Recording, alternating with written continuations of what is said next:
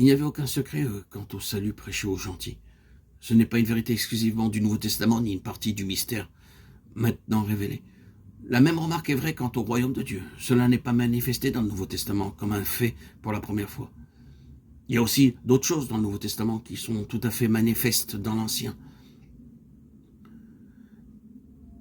Une autre chose a besoin d'être mise en relief comme inchangée dans les deux ères. C'est la loi de base de tout ce qui a rapport à Dieu. Une certaine confusion a pénétré les pensées de beaucoup de croyants en relation avec le changement et le passage de la loi à la grâce.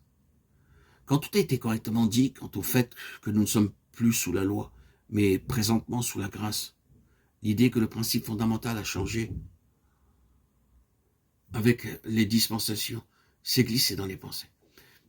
Et il n'en est pas ainsi. Le principe ou la loi qui est le même dans chaque ère, c'est la foi.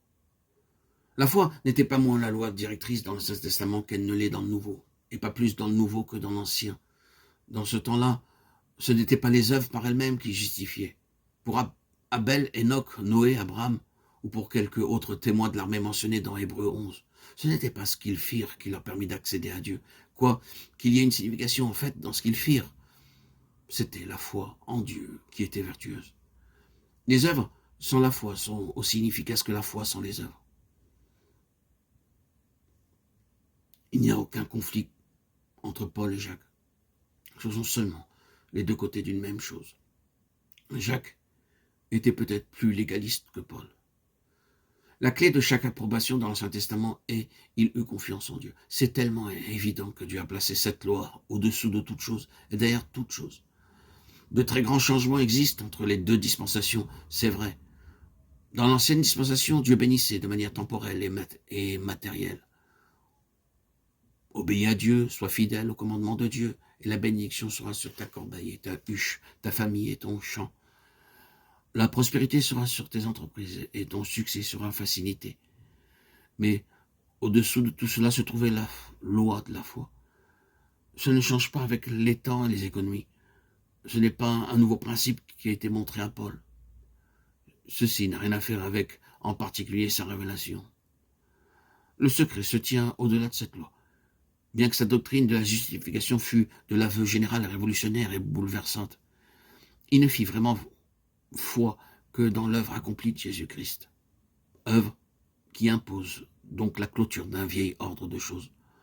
Bien sûr, il faut beaucoup de temps pour élucider la doctrine de la justification de Paul. Mais il a fait cela pour nous. Nous sommes en train de dire que le mystère tel qu'il fut particulièrement révélé à Paul n'est pas une idée nouvelle quant à la loi de la foi, quoique la base de la foi ait littéralement changé et soit passée des œuvres des hommes à l'œuvre accomplie de Christ. Les œuvres elles-mêmes ne justifient pas, mais l'homme justifié fait les œuvres de la foi. Il est important et utile de savoir que, dans l'ère ancienne, Dieu ne travaillait pas avec une pensée différente de celle qui appartient à cette présente ère. Sa pensée est immuable dans sa nature et dans son intention. Si sa méthode et ses moyens changent, ses pensées et son objectif demeurent les mêmes d'éternité en éternité. Si dans une ère, il cache ses concepts essentiels, cela ne signifie pas qu'il ne se trouve pas implicitement dans tout ce qu'il choisit et utilise. Ce qui vient à la lumière dans la dispensation suivante n'est pas nouveau dans le sens de ne jamais avoir été présent auparavant dans les activités de Dieu. C'est seulement ce en vue de quoi Dieu a été constamment à l'œuvre depuis le commencement. Ainsi, quand le secret est mis à jour, nous sommes à même de le voir dans les voies de Dieu envers des personnes, un peuple et des choses dès le commencement. Il n'y a pas de réflexion après coup chez Dieu. L'autorité souveraine du ciel est semblable à un trésor qu'un homme a trouvé dans un champ et a caché, et dans sa joie il a vendu tout ce qu'il avait et a acheté ce champ. Matthieu 13, 44.